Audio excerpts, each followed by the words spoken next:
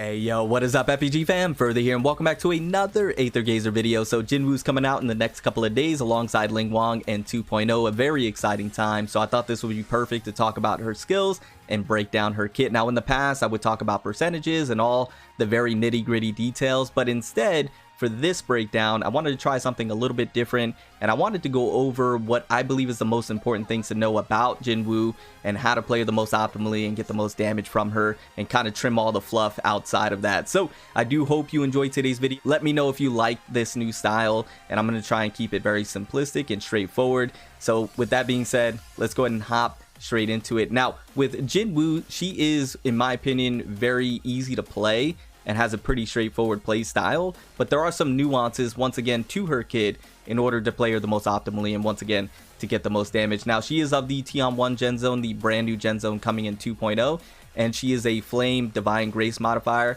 and she wields a sword and does melee damage. Now the melee damage, as you can see, pretty wide arcing, pretty nice animation as well. I like the fire around it, but pretty simplistic, nothing to write home about with the basic attacks. Now for her dodge, pretty simplistic as well, a very nice backflip as you can see, and then moving forward, just a dash forward, not too fast, not too flashy, but it does get the job done, and if you time it just right, it does damage as well. Now for the skill 1, 3 slashes, wide arcing, hits multiple enemies, very nice right there.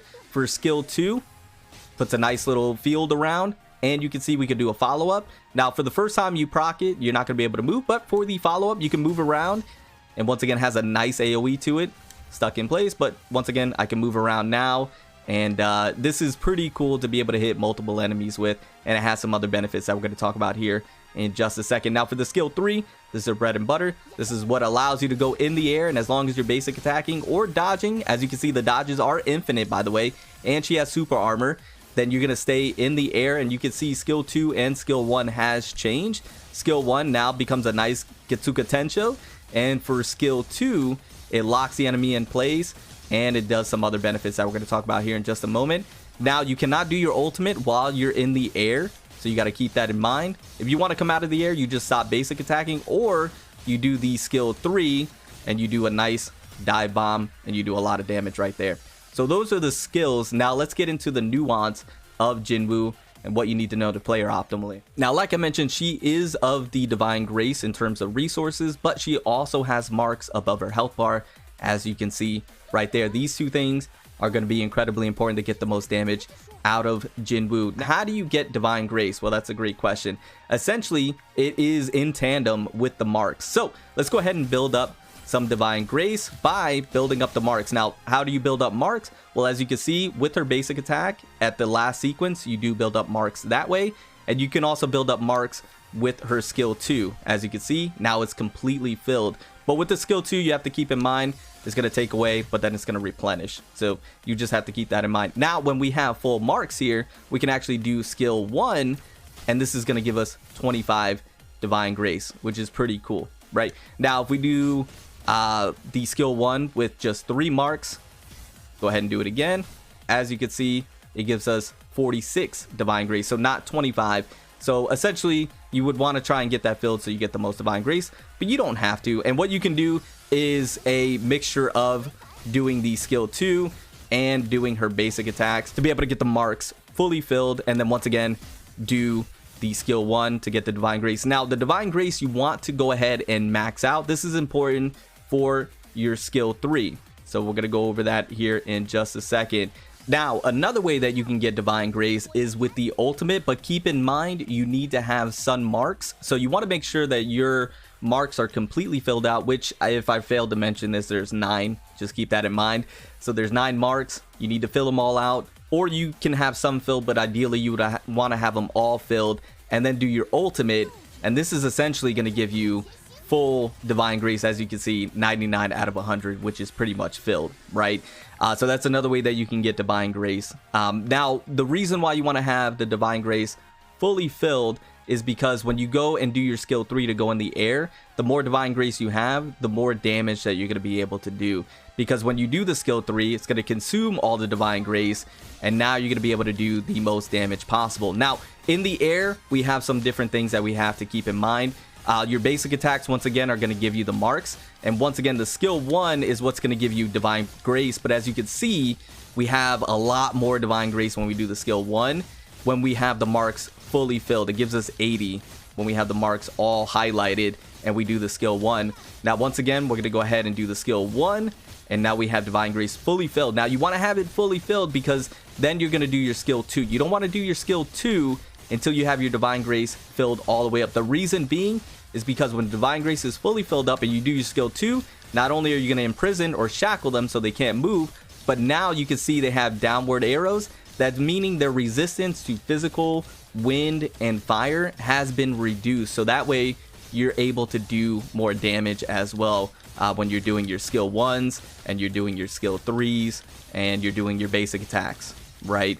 So that is very important to know. So you're going to go ahead and do your skill 1 again. And the skill 1 and the skill 2 is pretty spammable when you're in the air. I've come to know that.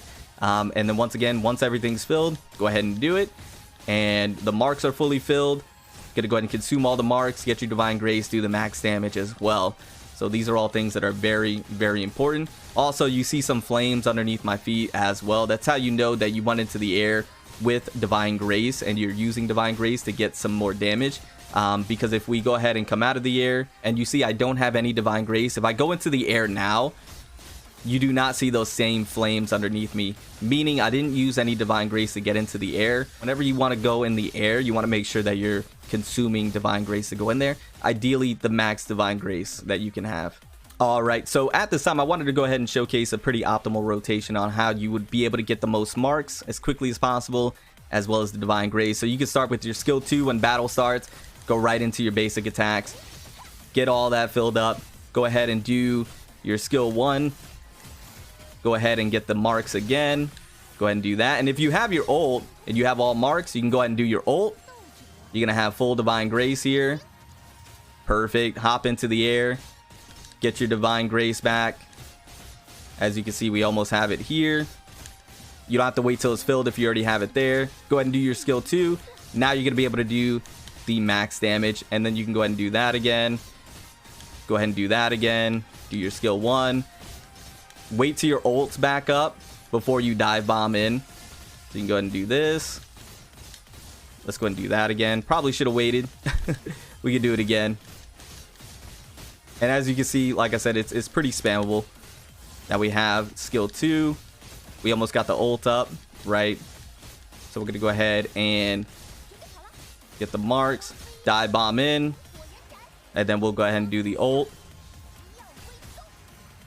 Perfect. And then you can go, you know, right back into getting your Divine Grace. So, I mean, that's a pretty simplistic way. I mean, there's probably other ways that you can do it. That's just, you know, one way that I found that you can get your marks quickly, get the Divine Grace quickly, and then get into that flight mode to then be able to do the most damage. Make sure your Divine Grace is fully filled up, then do your skill 2, and then go ahead and spam the attacks and, you know, spam your ults and skill 3s and things of that nature. Alright, now at this time, I did want to go ahead and talk about her Aether Codes. In my opinion, the yellow and the red are going to be the most beneficial. I think you would want to do the red if you have Ling Wang alongside her to be able to do even more fire damage. The yellow is very consistent. You can use this with Ling Wang, but if you don't have Ling Wang, I think the yellow would be the way to go when it comes to the Aether Codes. And then talking about the signature functor for Jinwu, I don't think the signature functor is really good, but I don't think it's 100% necessary. In my opinion, if you are on the fence, let's say you're free to play or a new player, you don't have that many shifted stars, and you're needing to choose between Ling Wang and Jinwu, in my humble opinion, Ling Wang would be the more beneficial and advantageous signature functor to go for, just because the benefits are so much better when it comes to Ling Wang, not only for herself, but for the team. Just because the supporting signature functor that allows you to do more damage and offers more, I think is going to be more beneficial than a DPS signature functor that really only benefits the DPS. Right now, if you can get both, that's fantastic. But what I've noticed, at least from some that I can see, or the ones that I have access to, the Tian Gen Zone signature functors are actually very good. So you wouldn't be lacking if you went with a, you know, standard Tian Gen Zone, because as you can see, you're getting, you know, skill damage up, ultimate damage up, attack damage up. And then when modifying level is Omega, above effects are increased by 100%. And then of course, if you have the Tianwan Gem Zone, this is something that's pretty natural. So the standard 5-star one for Tianwan is actually really good. So you can slap that on your Jinwu and I think would be perfectly fine. And then save for Ling Wang, and then even more importantly, Gang Chen.